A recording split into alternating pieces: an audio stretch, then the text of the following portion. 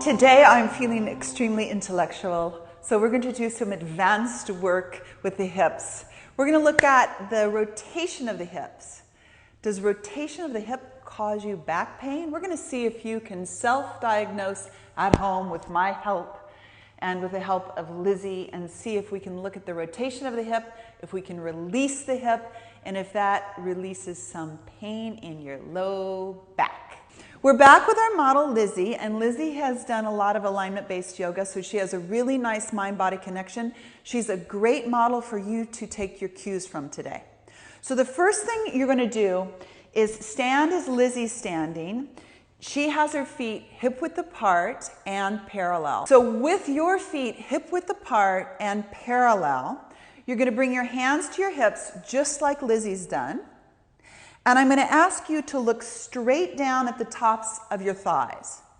So your head's not going to come forward too much.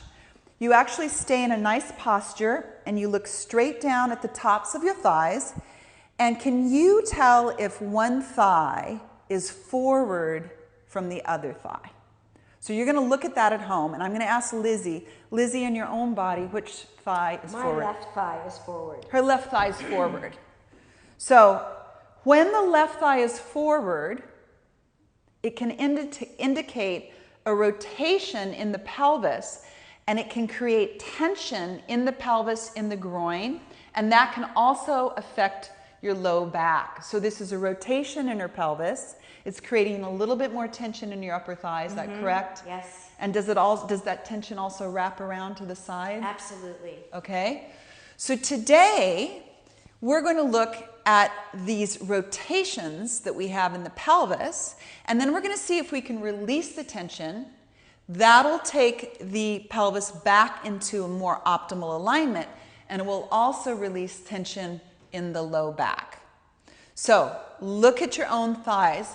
Can you tell which thigh is forward, even if it's a little bit forward? If yours look pretty even, hang with us. We're going to see if you can determine tension in the upper groin and in the thigh area in our next pose. So we're going to move to a release for the hip.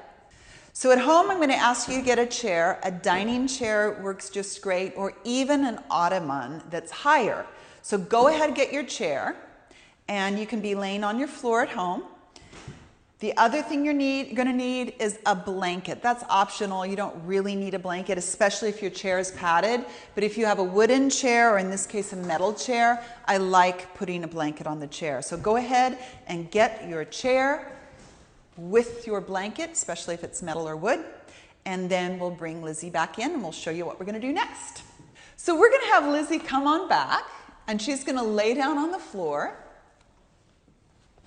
She's going to put her shins on the chair, and you're going to do that at home too. This is such a yummy position. Now, I'm actually going to move the chair forward a little bit for Lizzie. So I'm going to bring the chair forward, and it's a little bit better, isn't it? Much.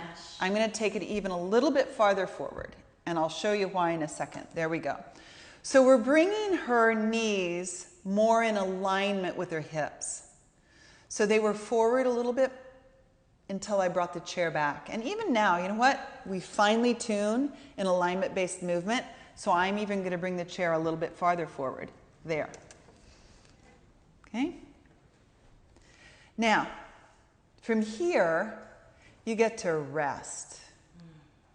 And that's such a nice feeling, to have the knees and the hips aligned. You can rest in your groins, you can rest at the top of the thigh bones, you can rest the top of the thighs. And I'm just giving kind of a nice little rocking sensation here for Lizzie too. If you have a yoga assistant at home, you can have your yoga assistant come do a nice little rocking sensation. The floor serves as a beautiful foundation for proper alignment. And in this case, we're allowing gravity to bring better alignment to the body, better alignment to the hips. Remember what we just went through, the exercise we just went through, and we looked at the hips and which thigh was higher? In this pose, you get to rest and relax. And you may even notice when you finally tune in and you feel the low back and the sacrum. Lizzie, does that side feel a little bit higher off the mat? Can you tell? Yes, the left side? The left side. Will feel a little bit higher. So now we're letting gravity work with the floor, good alignment on the floor, to settle that side. So at home, 50-50 shot here, left or right. You make the call. Now you can stay in this pose for a few minutes, and feel free to pause the video here, stay in the pose. And then we're going to come back together and we're going to release the hip. So Lizzie just shared with me that she was actually doing this at home this morning, so I love to hear this. What you're going to do now is on your tighter side, or with a thigh that was forward, you're going to start to massage at the crease of the hip, where the hip meets the top of the thigh. So Lizzie, go ahead and start to massage there. She's using her thumb. And go ahead and do some dedicated pressure and really inquire with your own body. Does it feel cable-y? Right? Cable-y. It feels cable-y. And can you find a place, again, right where the top of the thigh meets the hip? It's like a whole bunch of little stuff comes together in there and happens. It's like tendons come in there, and it feels like the muscles are all coming to a point at the top of the thigh. I'm going to ask you to take your thumb, or perhaps the top of your fingers, and hold in a steady fashion now. Once you find the place where you're feeling the love, hold, just like Lizzie's doing.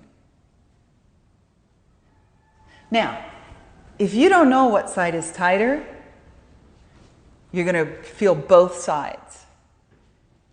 And see if you can determine in this position what side feels a little tighter. It'll feel cable-y, or you'll just feel more tension on that side. So you're giving yourself a little self-massage here. How's that feeling, Lizzie? This is already released. Yeah, she just said that's already released. And we're going to continue this release because it's so delicious to release that rotation in your hip that pulls on your back, that creates tension. It's like a wrap-around tension from the back of the hip around to the front of the crest. All right? So I hope that that's helping you release at home. We're going to do another release, and then our final thing that we're going to do after we release is a strengthener for the muscles in the upper quadrant of the hip. All right, so the next part of the sequence, you're going to be laying down, and you can do this on a futon, on a floor, preferably a carpeted floor, or even on your bed, but make sure the bed's not too soft because you'll sink a lot. We want to continue with releasing the hip, and again, this is to empower you at home so you know how to release that rotation in the hip. So Lizzie's going to bring her hand to the top of the hip, and she's going to work her way down the crest of the hip with her hand. And she's going to take her thumb into the upper quadrant of the hip, kind of the fleshy part of the hip. And she's going to give herself a self-massage in there. And she can even work her hand around the crest of the hip, around the top of the hip, and notice any areas in your own hip where it feels, again, cable-y or very tight. And when you've found an area that feels tight, you can just steadily pause and hold there at that area. So Lizzie's found an area in her own hip that feels tighter. She's pausing there right now. So the effect of what we're doing is, in the first pose, you release the front, and now we're releasing kind of this wrap-around effect on the hip that creates the rotation in the hip, creates that bind in the hip. How's that feeling, Lizzie? Good. Okay? Yeah. Now, the third thing we're going to do is going to be our grand finale. Go ahead and get a tennis ball or a lacrosse ball, and you can also put the ball in a sock. that's going to have a little bit more padding, especially if you're using a lacrosse ball. Okay? So third part of the sequence, here we go. Lizzie's going to flip around to the other side so you can see what's going on. All right, so you're laying down, and Lizzie's now facing the opposite way, so you can really see how she's using the tennis ball. You're going to take your tennis ball at home, and you're going to put the tennis ball underneath the hip, the left hip. So you're going to lift up. She's rolling over. There she goes. And she's going to roll back and forth and up and down until she can really feel that whole crest release. So Lizzie just said she found the place where she's really feeling the tension being released here. You're going to know it at home, and it releases that entire wraparound effect that brings the rotation, the hip rotating forward, and it actually goes from the sacrum that wraps around, and you can get in there and release that muscle. So do that at home. Find the place where you're feeling the love. And then the final part of our sequence, we're actually going to strengthen these muscles, the glute minimus and medius, which is going to take tension out of the front of the body, the groins and the tops of the thighs. So now, come up against a wall at home, and you're going to use that wall as alignment. Just as we used the floor for proper alignment in the previous sequence, you're going to use the wall for alignment. So Lizzie's right up against the wall, and her ankles, her knees, her hips, her shoulders are even. Do that at home. Get snug up against the wall. From there, Lizzie is going to lift her top leg. She keeps the leg at the wall, and she's going to point the toes up toward the ceiling. Oh. And then she's going to lift up and down slowly. Her core is nice and broad. Your core is nice and broad. She's very thoughtful about keeping the leg at the wall. Now, Lizzie, what muscles do you feel working? I'm feeling this right here. Yeah. On the back of my butt. Yep, perfect. So she is strengthening glute minimus and medius here. And when we have stronger buttock muscles in the back, this helps release and take the strain off the front of the hip, and it will lessen the tendency for that rotation to happen. So if you have a rotation in your hip, you want to release those muscles that are doing the pulling, as we did, and then we want to strengthen the muscles. In this case, we're strengthening glute minimus and medius to take part of the workload, the compensation, off of the muscles in the front of the body. Does that make sense? Yes. Yeah. Okay? Now, you can also do the other side at home. Flip over, do both sides. You can go ahead and bring yours down. Lizzie's done that a long time. We'll go ahead and sit up, Lizzie. Okay. Yay. So at home, go ahead and do the other side. We're not going to continue that for today. Okay. But Lizzie's going to be joining us in future videos. And please let us know if you have any comments or any requests for videos. This was an advanced sequence today. We're going to be adding more advanced sequences.